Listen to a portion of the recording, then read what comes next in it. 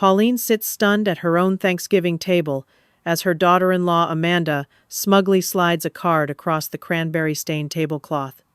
"Family trip, clean the house before we're back," it reads. Pauline watches in disbelief as her son Jack avoids eye contact while Amanda announces that everyone is leaving tomorrow for a week-long getaway. Everyone, including the grandchildren, the nanny Heather, even Jack's sister Susan. Everyone except Pauline. The turkey grows cold as Pauline realizes this isn't just about housekeeping, but the final push to erase her from their lives. I never imagined my golden years would be spent feeling like an unwelcome guest in a house I helped pay for. 5 years ago, when my Frank passed away, after 42 wonderful years of marriage, my world shattered. Frank had been my rock, my compass, my everything since we were high school sweethearts. His heart attack came without warning, leaving me alone in our family home, surrounded by memories but missing the only person who made it feel whole. When Jack suggested I sell the house and help them with a down payment on a larger home with an in-law suite, it seemed like the perfect solution. I was rattling around in too much house anyway, and the thought of being close to my grandchildren, Tyler and Lily, filled the emptiness Frank had left behind. "Mom, it makes perfect sense," Jack had said, his arm around my shoulder as we toured the colonial with the beautiful garden and sunny in-law suite. "You'll have your independence, but be right here with family." The first 6 months were everything I'd hoped for. I baked cookies with 8-year-old Lily and taught 10-year-old Tyler to play chess, just like Frank had taught Jack. I tended the garden, making it burst with color, and shared family recipes with Amanda. When Jack traveled for business, I was there to help with the children. We felt like a family, supporting each other through our grief over Frank. But then things began to shift, so gradually I almost didn't notice at first. "Pauline, I was thinking the living room would look better if we moved your reading chair to your suite," Amanda said one afternoon, her voice sweet but her eyes cold. "It doesn't really match our new aesthetic." My chair was comfortable and well-loved, but hardly an eyesore. Still, I nodded and helped her move it, not wanting to cause friction. It was just a chair, after all. But it wasn't just a chair. Soon, Amanda was rearranging my knickknacks, removing family photos that featured me, and tidying up my gardening supplies into a shed far from the house. Each change came with a perfectly reasonable explanation, but the pattern was becoming clear. "Mom, Amanda has a real vision for the house," Jack would say whenever I questioned these changes. "And it is technically their house. Their house, not our house. Their house." The day I realized I was no longer in any of the family photos displayed in the living room, something cold settled in my stomach. There was Jack and Amanda's wedding photo, pictures of the children at various ages, even one with Jack's sister Susan and her family from last Christmas. But I had been erased. When I mentioned it, Amanda laughed. "Oh, Pauline, don't be silly. There are plenty of pictures with you in the hallway." There weren't. I tried to speak with Jack about it privately, but he was always busy, distracted, or deferring to Amanda's judgment about household matters. Then came my trip to Florida to visit my sister Charlotte for 2 weeks. I'd been looking forward to the sunshine and catching up, and Amanda had practically pushed me out the door. "Take all the time you need, Pauline. We'll be fine." When I returned, my suite had been redecorated. The walls were now a sterile white, instead of the warm yellow I'd chosen. My books had been reorganized alphabetically rather than by the system that made sense to me. Worst of all, Frank's recliner, the one piece of furniture I'd insisted on keeping from our old home, where he'd sat every evening reading the newspaper, was gone. "Where is Frank's chair?" I asked, my voice shaking. "Oh, it was so worn, Pauline," Amanda said with a dismissive wave. "We donated it while the charity truck was here. But look at this lovely new settee we got you instead. Much more elegant." I looked at the uncomfortable-looking white settee with its straight back and knew I'd never spend hours reading there as I had in Frank's chair. "You had no right," I whispered. "Mom, come on," Jack said, frowning. "It was just an old chair. Amanda went to a lot of trouble to update your space. You're being resistant to change." That night, I cried into my pillow for the first time since Frank's funeral. Not just for the chair, but for what it represented: the erasing of my past, my preferences, and seemingly, my place in this family. I tried to maintain my relationships with the grandchildren at least.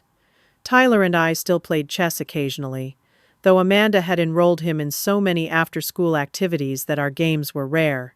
Lily still loved to bake with me, giggling as we measured flour and shaped cookies together.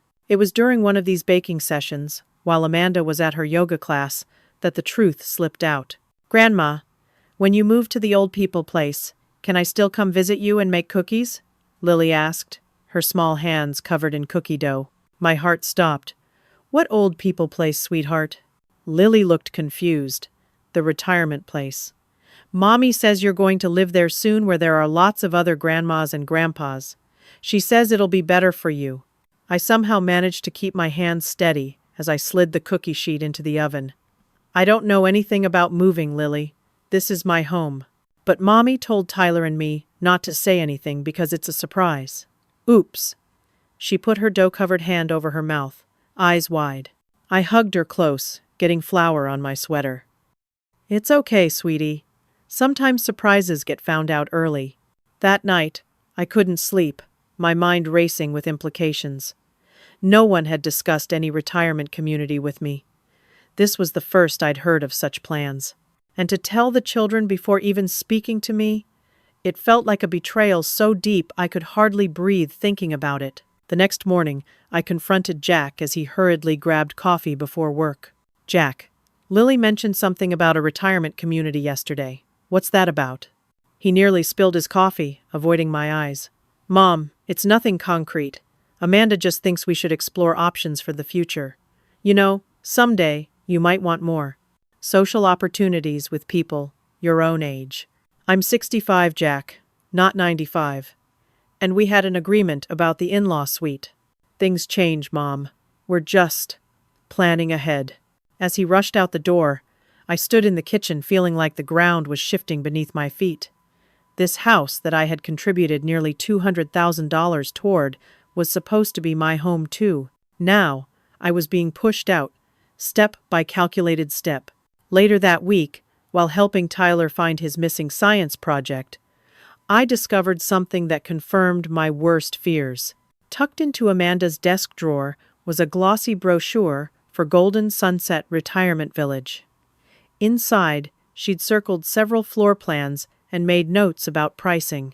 Paper clipped to it was a handwritten list, titled "Reasons for Pauline to Consider Assisted Living," with entries like getting forgetful and difficulty with stairs, neither of which was true. I carefully replaced everything, my hands trembling with a mixture of hurt and growing anger. This wasn't just about redecorating anymore. This was a calculated campaign to remove me from my home and family, and my own son was allowing it to happen. The months following my discovery of the retirement home brochures brought new boundaries I never thought I'd face in my own home. Amanda implemented what she cheerfully called house guidelines during a tense Sunday dinner.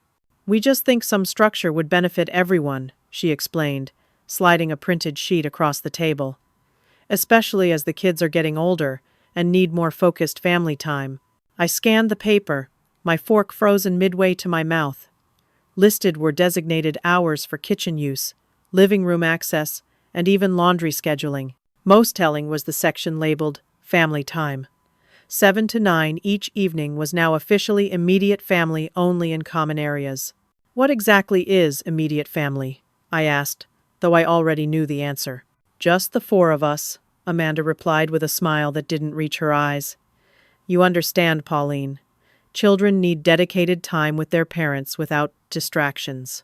Jack studied his plate, saying nothing. I nodded slowly, set down my fork, and excused myself to my suite, appetite gone. That night, I stared at the ceiling, remembering how Jack had crawled into bed with his father and me during thunderstorms well into his teen years. Family had never had boundaries when I was raising him. The next restriction came in the form of a nanny. Despite my willingness to help with the children, Amanda hired Heather, a 26-year-old with a perpetual look of evaluation in her eyes. "Heather will provide structure, and educational enrichment, Amanda explained, though both children were in school most of the day. The unspoken message was clear. My childcare wasn't good enough. I tried to establish rapport with Heather, offering to share insights about the children's preferences and routines. She smiled tightly and said, "I've been professionally trained in childhood development, Mrs. Bennett. I have this covered." Later, I overheard Amanda in the kitchen with Heather, their voices low but clear enough. "Just keep an eye on her when she's around the kids," Amanda was saying. "Note anything concerning." "Like what exactly?" Heather asked.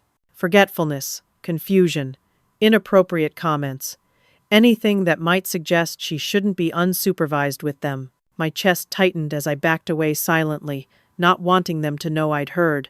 They were talking about me as if I were dangerous, incompetent. I, who had raised 2 children to adulthood, was suddenly untrustworthy around my own grandchildren. The effects of this new scrutiny quickly became apparent. My weekly piano lessons with Lily abruptly ended.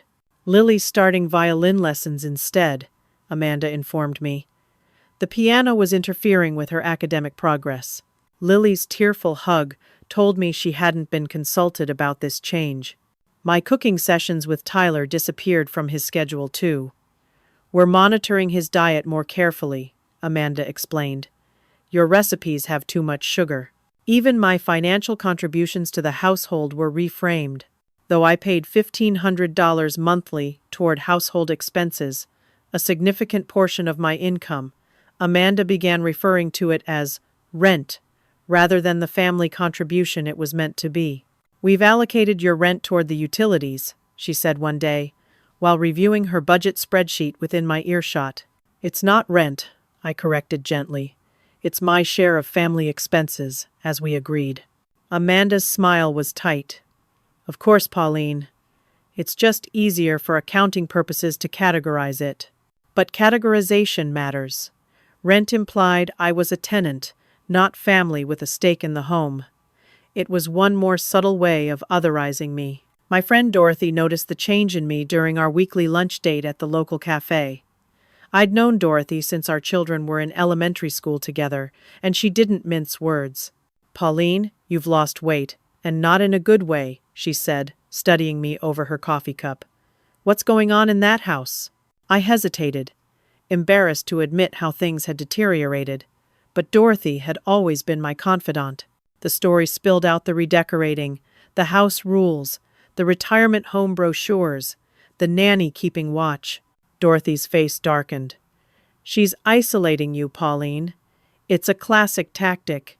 Cut someone off from their support system, make them doubt themselves, then push them out entirely." "Jack wouldn't let that happen," I said, but my voice lacked conviction. "Wouldn't he? Has he stood up for you so far?" Dorothy reached across the table and squeezed my hand. "You need to protect yourself, honey. This woman has an agenda." I nodded, the truth of Dorothy's words settling heavily in my chest. "But what can I do? The house is in their name, even though I contributed to it." "Are you sure about that? Have you seen the actual deed?" I hadn't, I realized.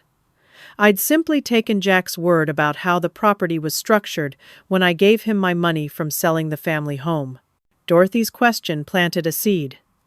That afternoon, rather than searching for my missing reading glasses, I found myself looking through the home office desk for property documents.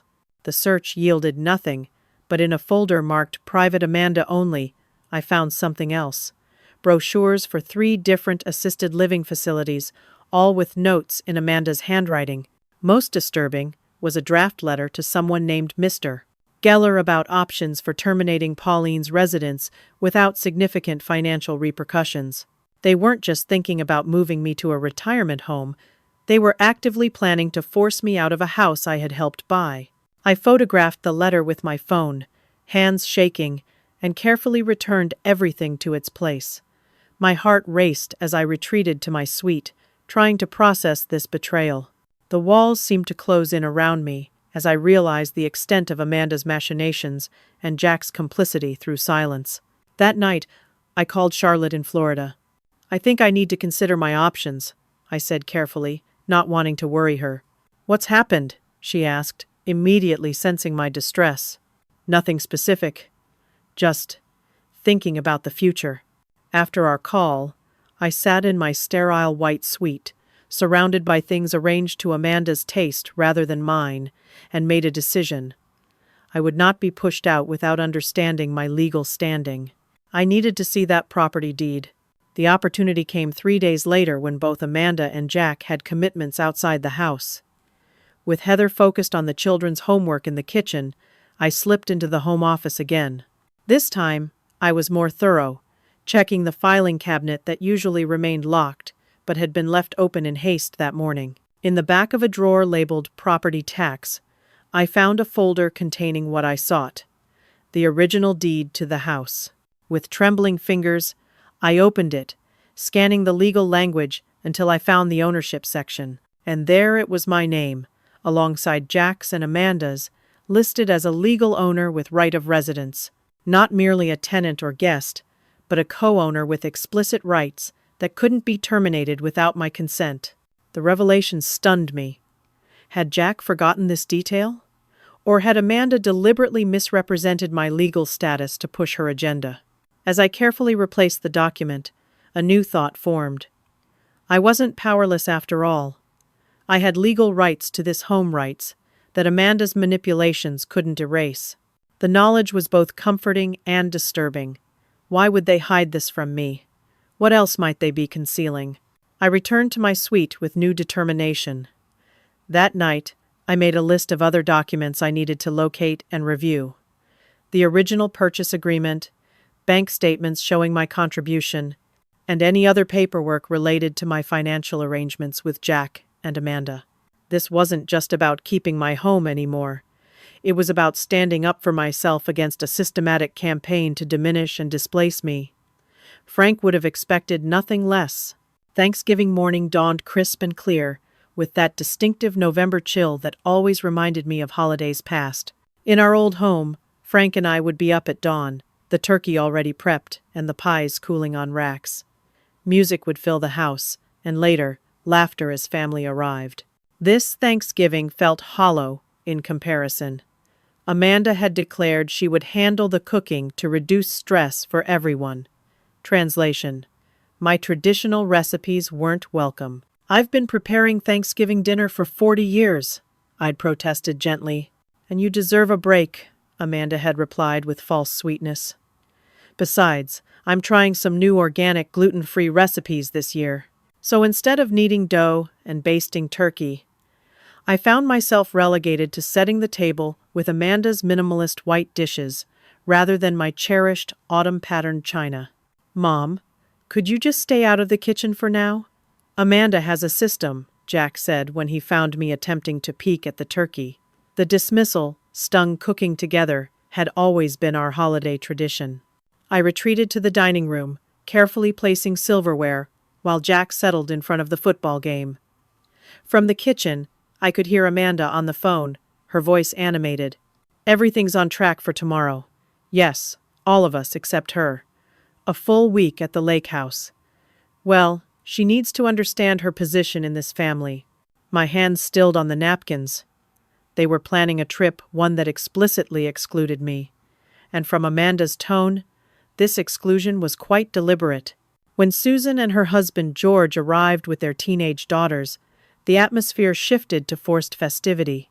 Susan hugged me warmly, but there was something apologetic in her eyes. "You look tired, Mom," she whispered. "Everything okay?" Before I could answer, Amanda swept in, directing everyone to their seats with the efficiency of a drill sergeant. I noticed my place was at the far end of the table, separated from Jack and the grandchildren, who were clustered around Amanda at the head. Throughout dinner, conversation flowed around rather than to me. Whenever I started a story about past Thanksgivings or Frank's holiday traditions, Amanda smoothly redirected the conversation. "Speaking of traditions," she said, cutting off my reminiscence about Frank's famous gravy, "we have exciting news." All eyes turned to her as she beamed. "We're taking a family trip to the lake house, leaving tomorrow for a full week of bonding and relaxation." "All of us?" Susan asked, glancing my way. "Well, The lake house only has 4 bedrooms, Amanda explained smoothly. But Pauline has graciously offered to stay behind. This was the first I'd heard of such an offer. I opened my mouth to correct her when Amanda slid a card across the table to me. "We've made a list of things that need attention while we're gone," she said. "Just some light housekeeping." I stared at the card, reading the words that seemed to swim before my eyes. "Family trip. Clean the house before we're back." The presumption was breathtaking. "You want me to clean your house while you're all on vacation?" I asked, my voice surprisingly steady despite the humiliation burning through me. "Our house?" Amanda corrected with a sharp smile. "And since you're staying, it seemed reasonable. The cleaning service is on holiday break." An uncomfortable silence fell. Jack studied his plate. Susan looked mortified. Even the children seemed to sense the wrongness of the moment. "I see," I finally said, tucking the card beside my plate. "And everyone else is going? The children? Susan's family?" "Even Heather's coming to help with the kids," Amanda confirmed cheerfully. "It'll be such a wonderful bonding experience." I caught Tyler's confused glance. "But Mom," he whispered to Amanda, "you said Grandma wasn't invited because—" Amanda cut him off with a sharp look.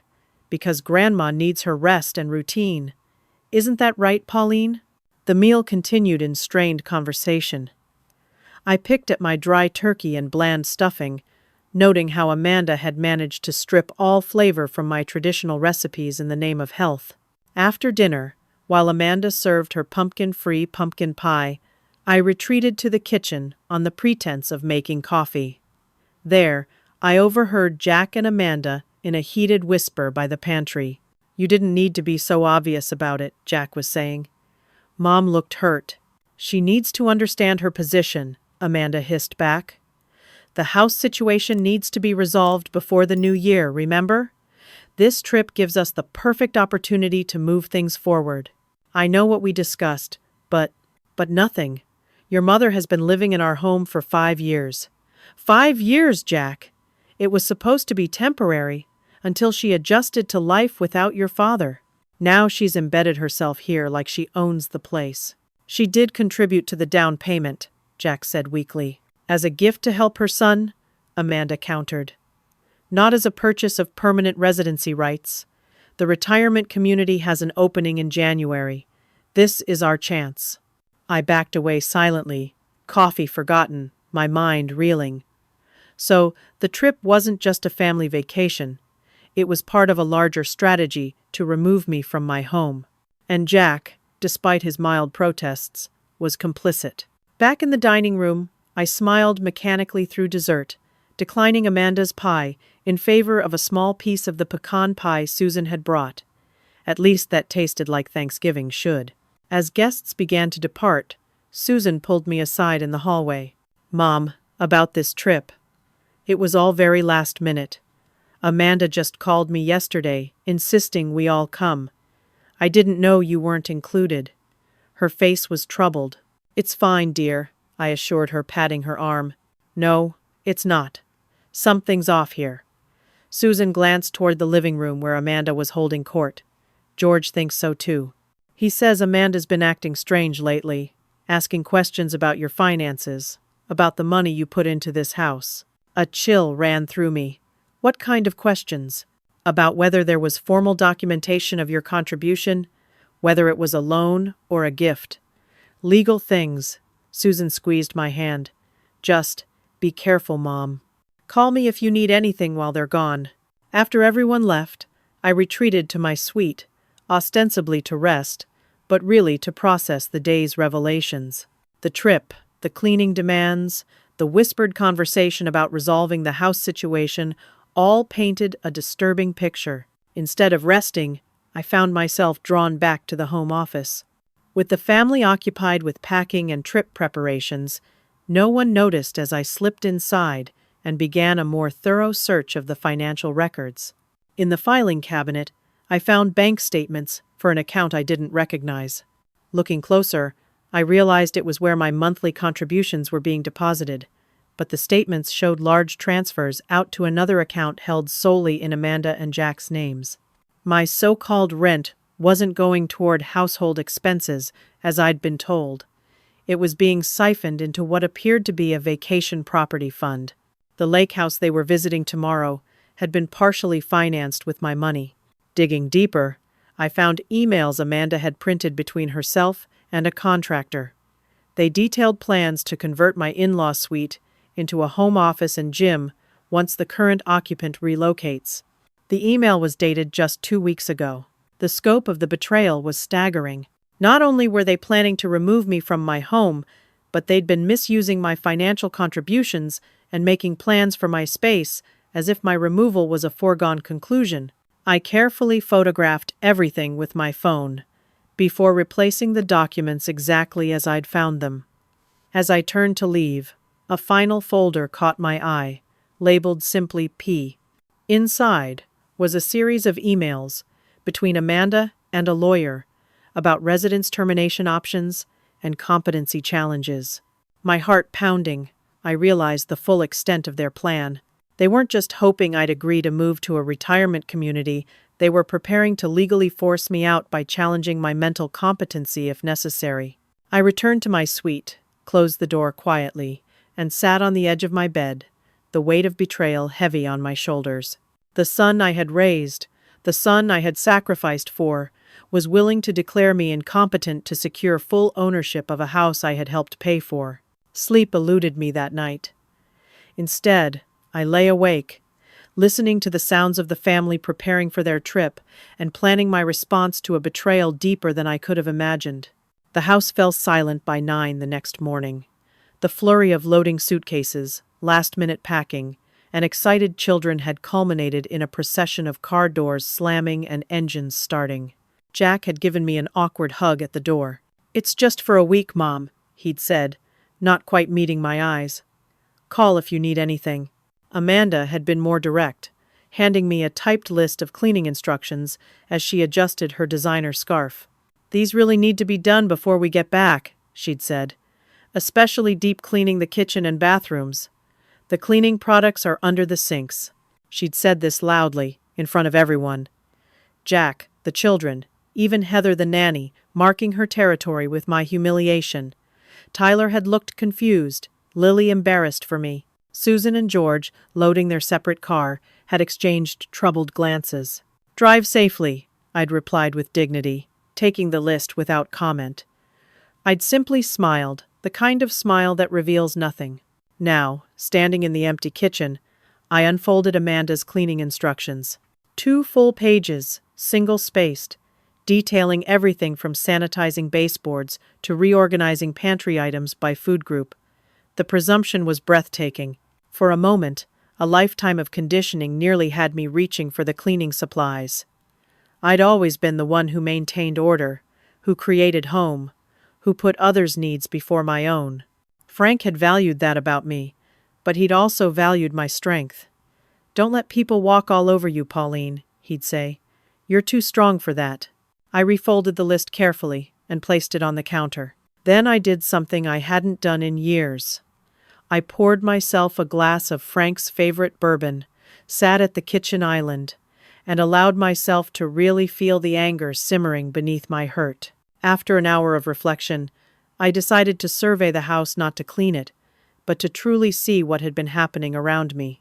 I walked through each room with new eyes, noting how systematically my presence had been minimized.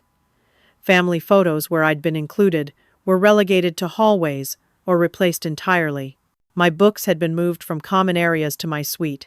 Even my gardening magazines were hidden in drawers, rather than displayed on the coffee table where Amanda's architectural digests lay prominently. In the family room, I noticed a stack of mail on Jack's desk.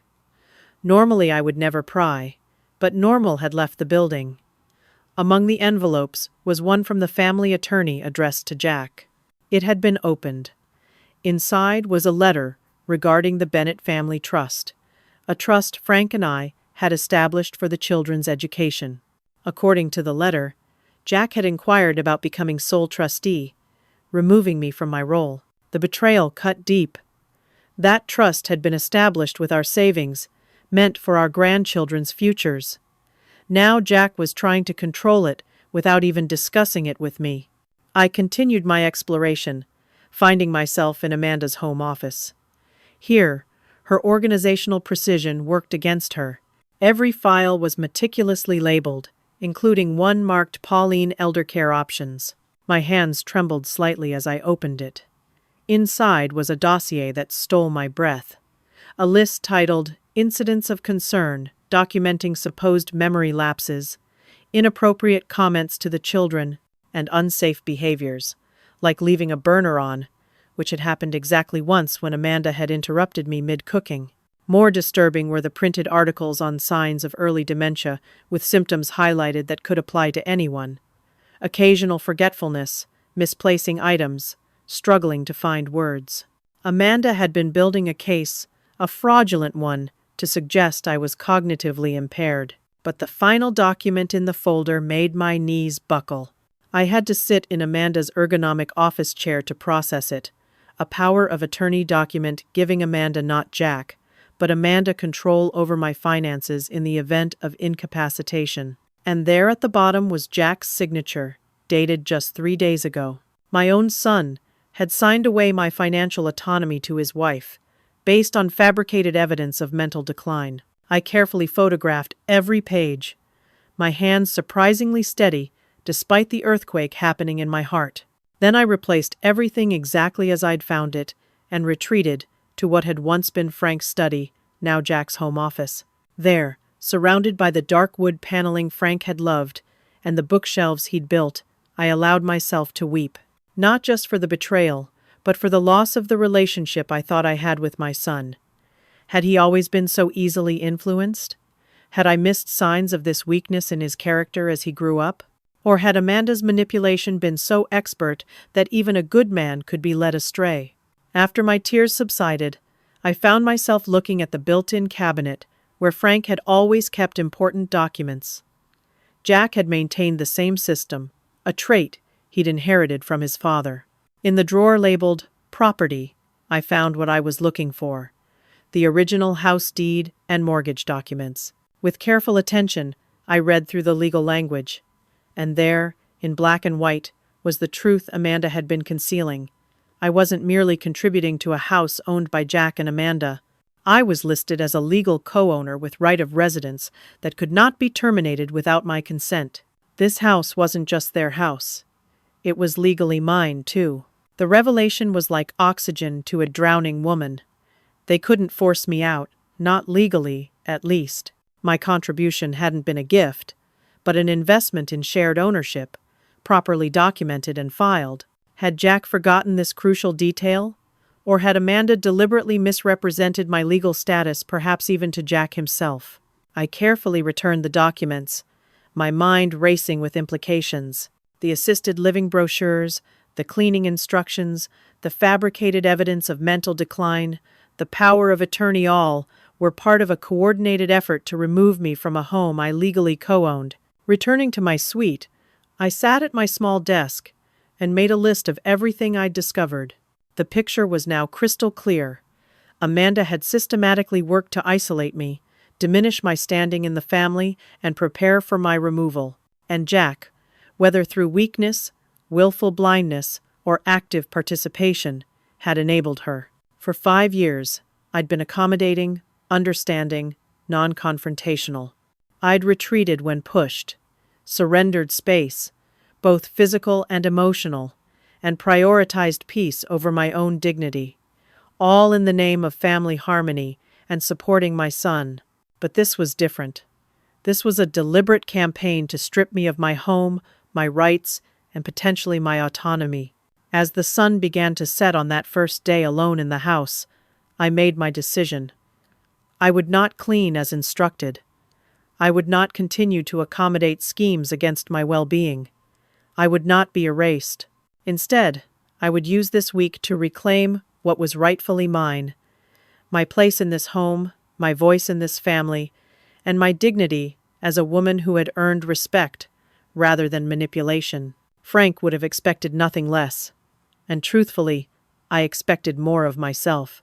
The morning after my discoveries, I woke with unusual clarity. The path forward wasn't about confrontation or revenge. It was about reclaiming my power and establishing truth. First, I needed to understand exactly where I stood legally. I called the one person I knew would have insight, Mr. Thompson, Frank's attorney and friend for 30 years.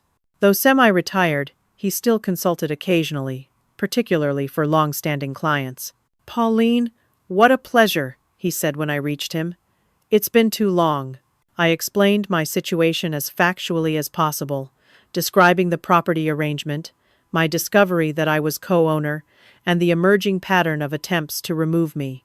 Mr. Thompson's voice grew serious. "I remember the property purchase. Frank was quite clear about ensuring you had legal residency rights. Have you kept contributing to household expenses as outlined in the original agreement? $1,500 monthly, without fail," I confirmed. "And you have documentation of these payments?" "Bank statements showing transfers to their household account." "Good.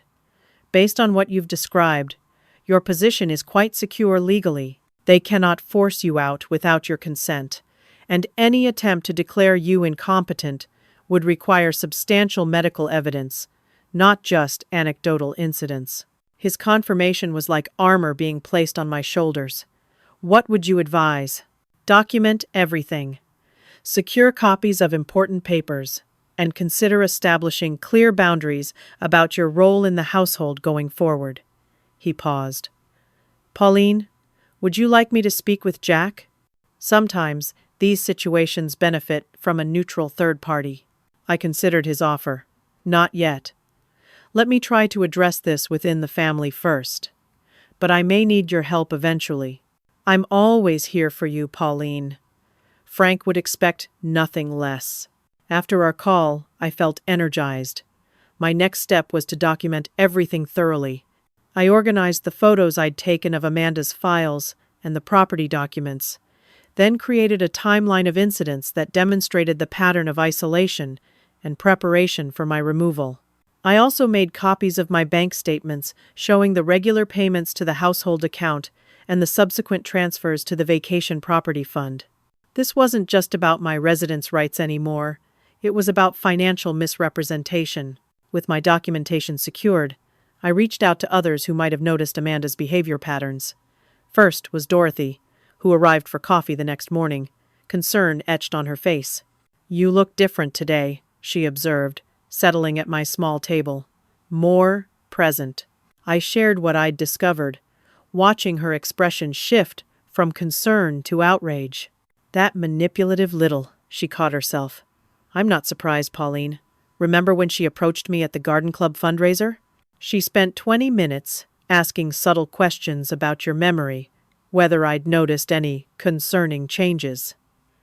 I thought it was genuine concern at the time. She was building her case," I said quietly. Dorothy nodded. "She even suggested I might want to document any incidents I observed. When I told her you were sharp as ever, she seemed disappointed. She's been approaching others too, I realized, creating a narrative. Several garden club members mentioned similar conversations. None of us put it together until now." Dorothy leaned forward. "What will you do?" "Set boundaries, reclaim my space, and ensure Jack understands exactly what's been happening." After Dorothy left, I received an unexpected call from Susan. "Mom, are you okay there alone?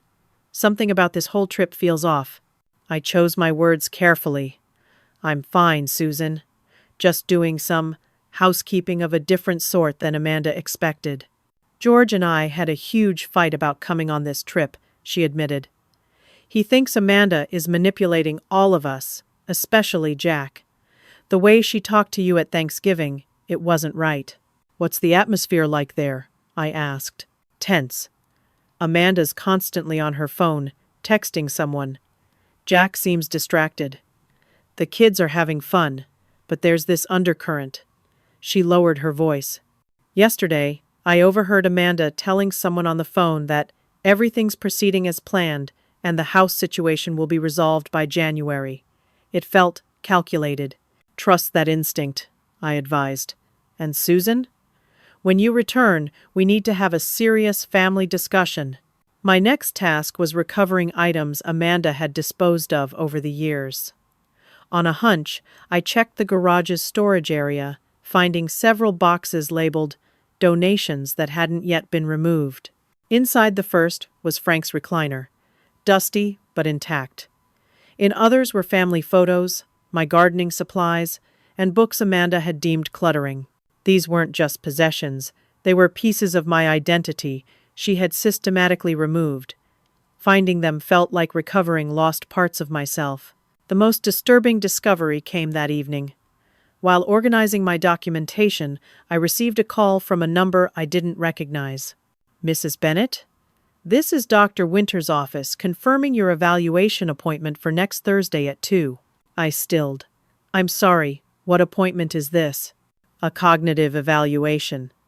It was scheduled by your daughter-in-law, who indicated concerns about memory issues. She said she'd discuss it with you before your return from vacation." The pieces clicked into place. Amanda had scheduled a dementia evaluation for immediately after their return, likely the first step in executing her competency challenge. "There's been a misunderstanding," I said calmly. "Please cancel that appointment. I will not be attending." After hanging up, I added this to my documentation. The pattern was undeniable. Amanda was executing a calculated plan to have me declared incompetent and removed from the house. That night, I couldn't sleep. Instead, I sat in my reclaimed recliner, thinking about Frank. He had always admired my strength, even when I doubted it myself. "You're no pushover, Pauline," he'd say with admiration. "You just choose your battles." This was definitely a battle worth choosing. But I wouldn't fight with Amanda's weapons of manipulation and deceit. I would use truth, legal standing, and the power of clear boundaries. The next morning, I received another unexpected call, this time from Heather, the nanny. "Mrs. Bennett," she said, her voice hushed. "I need to tell you something." "Go ahead, Heather." I kept my tone neutral, unsure of her purpose. "Mrs. Walker asked me to document things about you. Mistakes, forgetfulness, anything that seemed off. She said it was for your safety, but it never felt right." Her voice trembled. "Yesterday, she texted asking if I'd compiled the list for the doctor. That's when I realized what was happening." "And did you make this list?" I asked. "I started to, but the only things I could write down were normal stuff anyone would do, like misplacing reading glasses. It felt wrong, like I was betraying you." "Thank you for telling me, Heather. There's more. I have the text messages where she specifically asks me to look for things that could show you're not capable of independent living. She mentioned a doctor's appointment she'd arranged without your knowledge. Would you be willing to share those messages with me? I've already forwarded them to your email." "I can't be part of this, Mrs. Bennett. It's not right." After our call, I checked my email. There they were, explicit instructions from Amanda to document behaviors that could support a competency challenge, with specific mention of the doctor's appointment as the first step in resolving our living situation. This final piece of evidence solidified my resolve. I spent the rest of the day planning my response. This wasn't just about defending my position, it was about establishing a new paradigm for my life in this house and family. By the end of the 4th day alone, I had secured documentation of my legal ownership and residence rights, gathered evidence of Amanda's orchestrated campaign, reclaimed items that had been removed from my spaces, connected with allies who recognized the manipulation, formulated a clear set of boundaries and conditions going forward. My strategy wasn't about punishing Amanda or even confronting her manipulation directly. It was about establishing truth and creating consequences for dishonesty. Jack needed to see the reality he'd been avoiding, and Amanda needed to understand that I wasn't a helpless obstacle to be removed. As I sat in Frank's recliner that evening, I felt something I hadn't experienced in years: the quiet confidence of knowing exactly where I stood and what I deserved. The cleaning list remained untouched on the kitchen counter. Instead of scrubbing floors and organizing pantries, I had cleaned something far more important: the cobwebs of doubt and accommodation that had allowed others to diminish me. Frank would have been proud, and honestly, I was proud of myself. With 3 days remaining before the family's return, I moved from planning to action. My first call was back to Mr. Thompson, requesting his presence when the family returned. "I'd like you there as both legal counsel and witness," I explained, not to create confrontation, but to ensure clarity about my position. "Of course, Pauline. What time should I arrive?" We arranged for him to come an hour before the family was expected back. Next, I contacted a locksmith, explaining my situation with remarkable candor. "I'm a legal co-owner needing to change the locks," I said, presenting the property deed as proof. "I'd like this done the morning of their return." The locksmith, a grandfatherly man named Bill, nodded sympathetically. "I'll need to document this carefully, given the circumstances, but you're well within your rights." "Documentation is exactly what I want," I assured him. With those arrangements in place, I began the physical reclamation of the house. I moved Frank's recliner back to the family room, positioning it not to dominate the space, but to establish my rightful presence within it. I returned family photos, ones that included me, to their proper places on walls and shelves. Not all of them, just enough to restore balance to the visual narrative of our family. In the garden, I reclaimed my small potting bench from the far shed, returning it to its original spot near the kitchen door. These weren't acts of rebellion, but restoration, bringing the home back to a place of shared space rather than Amanda's exclusive domain. The most challenging task came next, securing Amanda's evidence folder and other incriminating documents. I couldn't remove them permanently, that would be stooping to her level of manipulation. Instead, I carefully photographed everything, then placed the originals in a secure safe deposit box at my bank. In their place, I left a simple note: "Documents temporarily secured. Available for discussion with all parties present." I took similar action with my financial records, the property deed, and the trust documents. Originals went to the safe deposit box, copies remained in my possession, and notes indicated their location. This wasn't about hiding information, but protecting it from potential tampering. Next came the most daunting step: drafting what I called my cohabitation terms. This document outlined clear expectations for moving forward, including recognition of my legal ownership status, transparent handling of my financial contributions, restoration of my full access to common areas, respect for my relationship with the grandchildren, acknowledgement of the attempted manipulation. I created two versions, one assuming reconciliation was possible, with steps toward family healing, another outlining terms for separation, including buyout of my share of the property at current market value. Both emphasized dignity, transparency, and fairness rather than punishment. With these preparations in place, I called Susan again, wanting to ensure she wouldn't be blindsided by what was coming. "Things are going to change when everyone returns," I explained, without detailing my specific actions. "I've discovered some troubling information about Amanda's plans for me." "I'm not surprised," Susan sighed. "She's been on edge this entire trip, constantly checking her phone and having hushed conversations. Yesterday, she snapped at Lily for asking when we'd see you again." "I don't want to put you in the middle," I assured her, "but I wanted you to know that I'll be addressing some serious issues with Jack and Amanda. Do you want us there when you do?" I considered this. Actually, yes. Having the whole family present might help Jack see the bigger picture. Susan's voice strengthened. "Count on us, Mom. George has been saying for years that Amanda has too much control over Jack and family decisions." My final preparation came in the form of an unexpected ally. The evening before the family's return, Heather called again.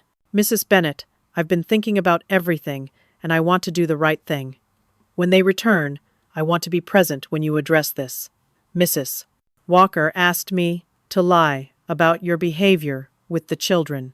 I refused, but she doesn't know that yet. Her offer touched me deeply." "That's very brave, Heather."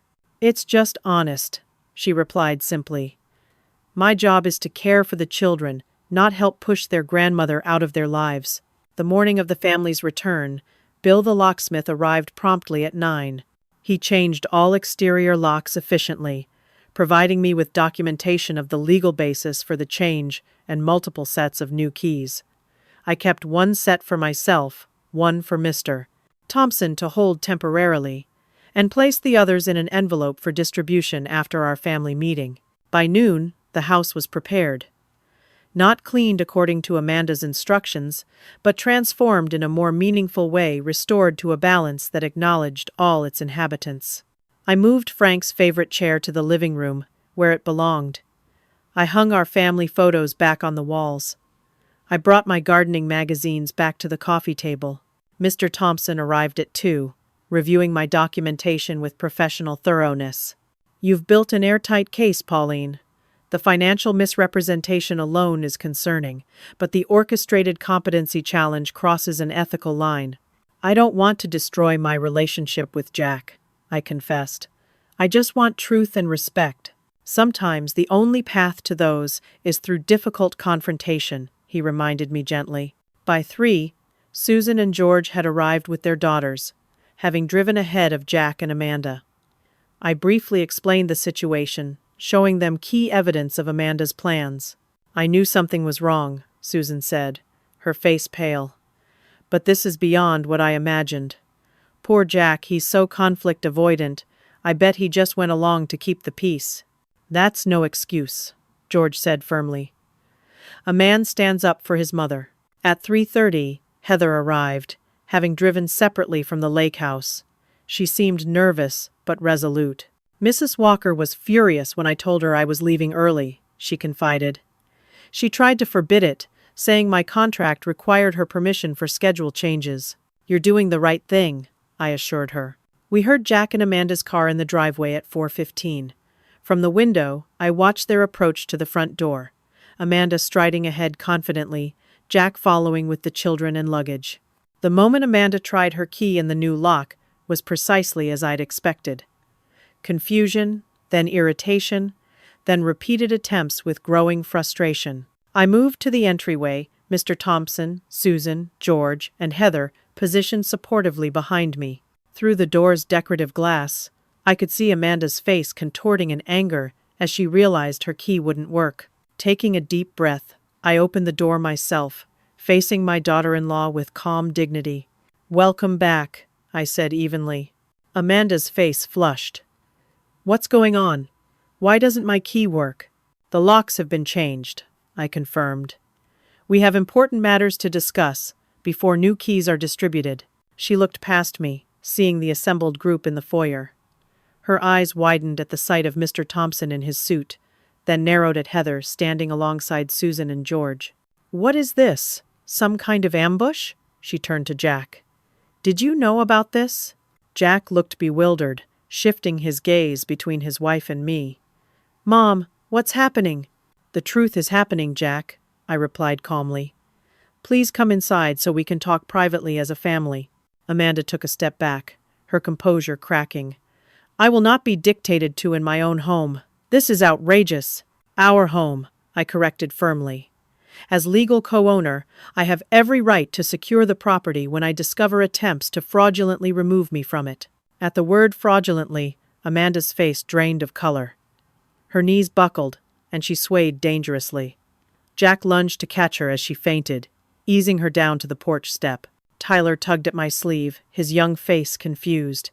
"Grandma, what's happening? Why is Mom on the ground?" I knelt to his level. "Your mom is just surprised, sweetheart. Adults sometimes have disagreements that need to be worked out. Everything will be okay."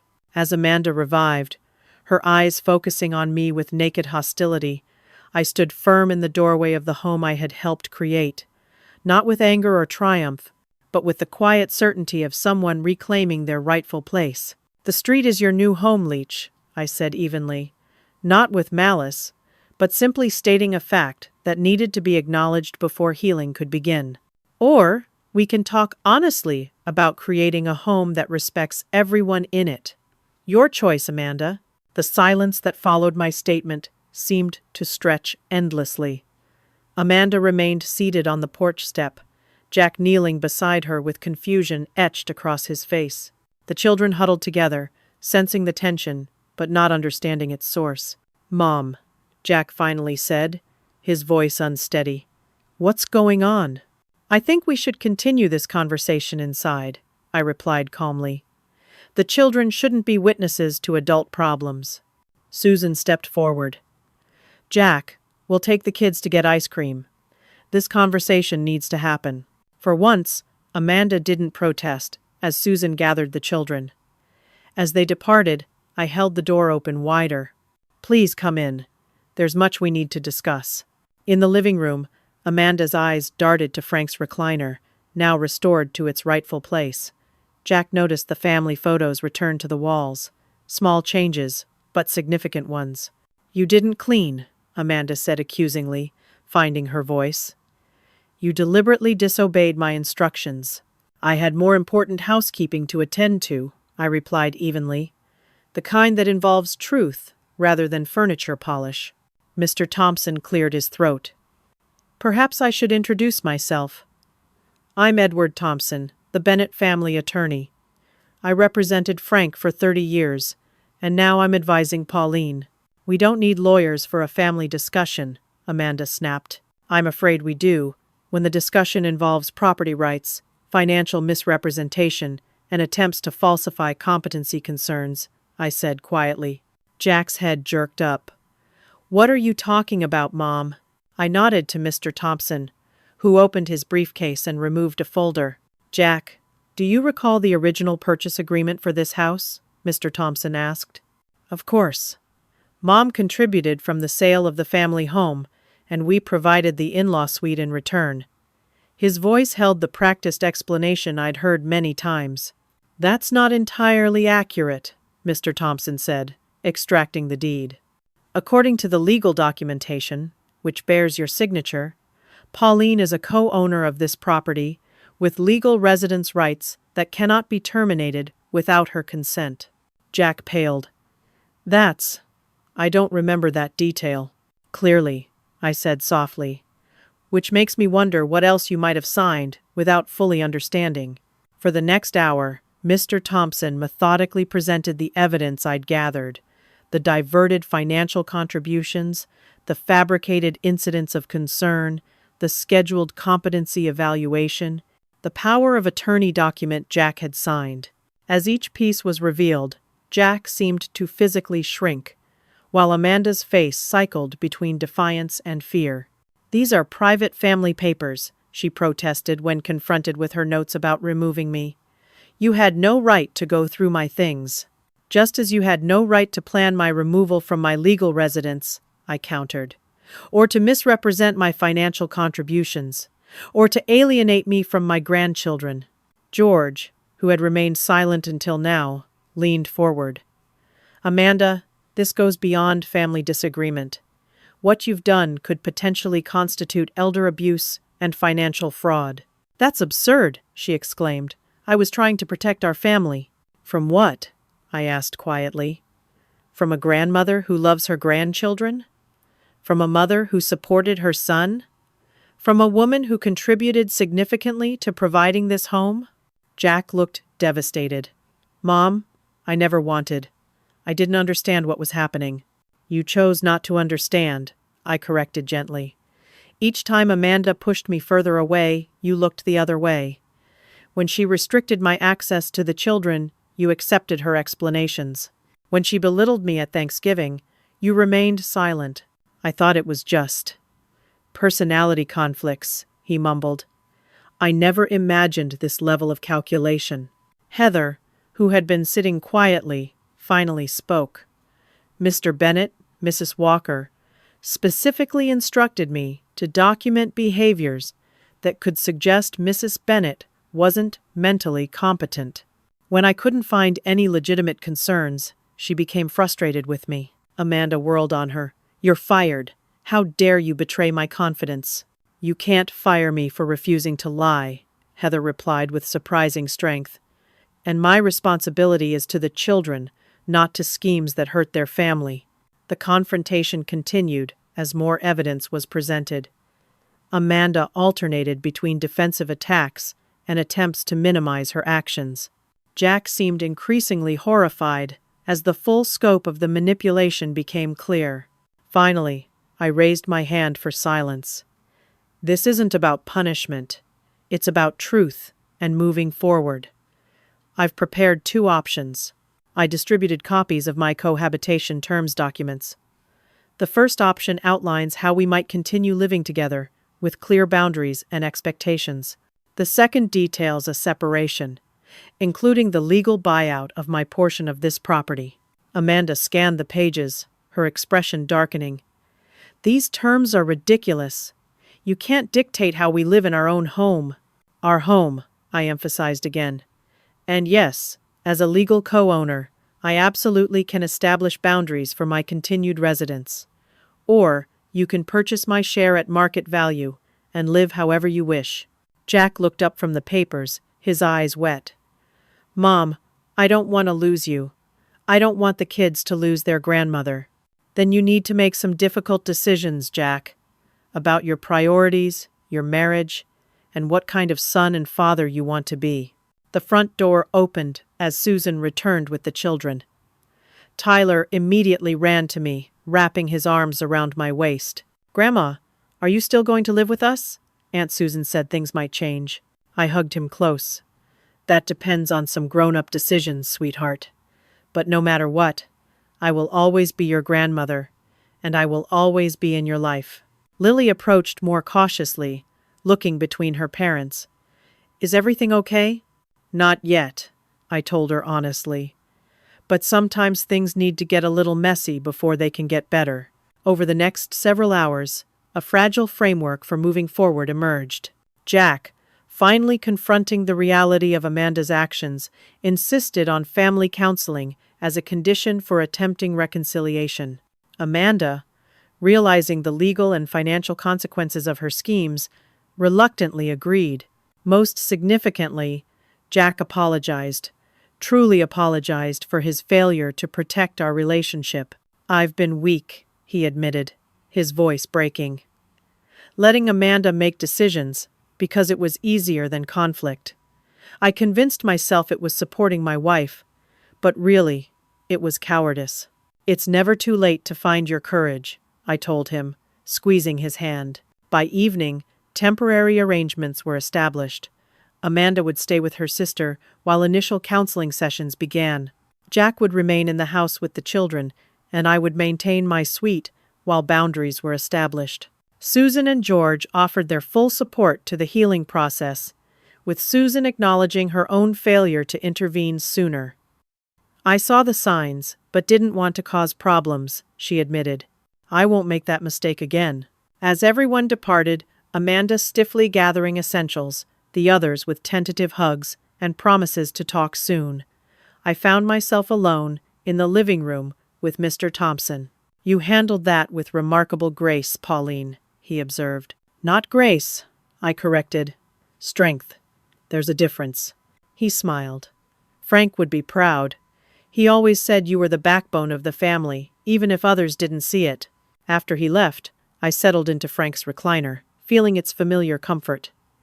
The house was quiet but no longer felt hostile. For the first time in years, I was fully present in it, not as a tolerated guest, but as a rightful inhabitant. Jack knocked softly on the doorframe. Mom, can we talk? I patted the sofa beside me. Always. He sat heavily, looking worn beyond his years. I don't know if Amanda and I can get through this. That's not for me to say, I replied gently. But whatever happens between you two, you need to become the man your father raised you to be. Strong enough to stand up for what's right, even when it's difficult. I've let you down so badly, his voice caught. How can you even forgive me? Because that's what mothers do, I said simply. We forgive, but we also expect better going forward. You have choices to make, Jack, about the kind of husband, father, and son you want to be. I can't make those for you. He nodded slowly. The counselor can see us tomorrow, all three of us. I'll be there. The weeks that followed weren't easy. Family counseling revealed the depth of Amanda's insecurity and need for control, rooted in her own difficult family history. It didn't excuse her actions, but it helped explain them. Jack confronted his pattern of conflict avoidance and the damage his passivity had caused.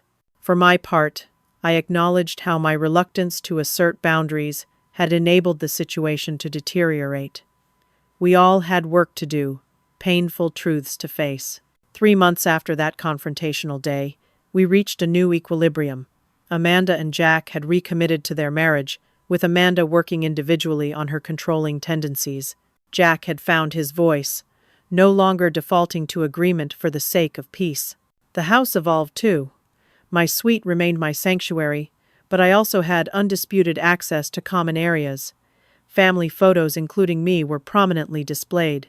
Frank's recliner stayed in the family room, a symbol of continuity and respect. Most importantly, my relationship with Tyler and Lily flourished without interference. Piano lessons resumed, baking sessions became weekly events, and chess matches with Tyler were sacred time. One spring afternoon, as I deadheaded roses in the garden with Lily helping beside me, Amanda approached with 2 glasses of lemonade. "I thought you might be thirsty," she said, offering them somewhat awkwardly. "Thank you," I replied, accepting the peace offering for what it was. Amanda watched Lily gently handling the roses I'd taught her to care for. "You're good with her," she admitted quietly. "Better than I am with these things." "Different, not better," I corrected. "She needs both of us." Amanda nodded, then hesitated before adding, "The counselor says I need to practice direct apologies. So, I'm sorry, Pauline, for everything. It wasn't about you, really. It was about my own fear of not being enough." "I know," I said simply, "and I accept your apology." As she turned to leave, I added, "Amanda, I'm not your enemy. I never was." She paused, then nodded once before walking back to the house.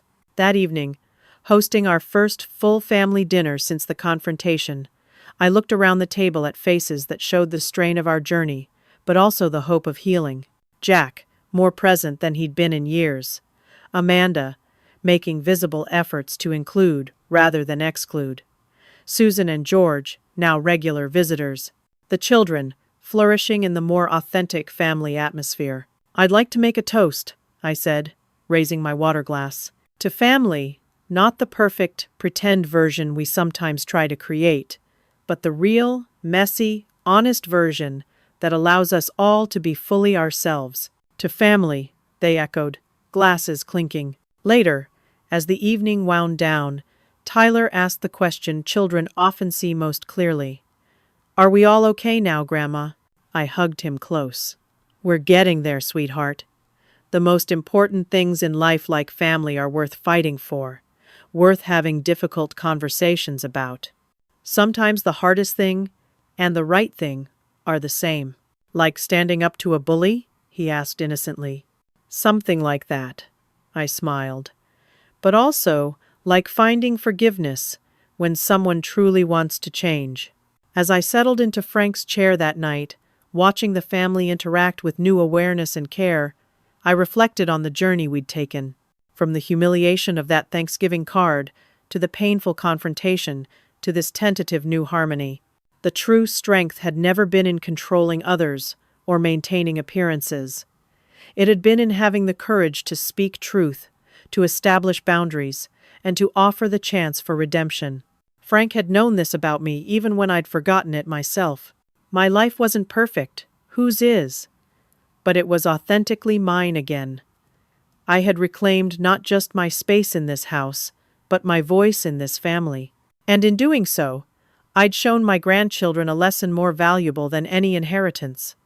That dignity is not given or taken by others, but maintained through our own courage to stand firm in our truth. Have you ever had to stand up for yourself against family members who were pushing you aside? What boundaries did you establish to maintain your dignity and place in the family? I'd love to hear your experiences in the comments below. If this story resonated with you, please like, subscribe, and share with others who might need encouragement to stand up for themselves. Thank you for listening, and remember, it's never too late to reclaim your voice and your place in your family. Wishing you strength and courage on your own journey.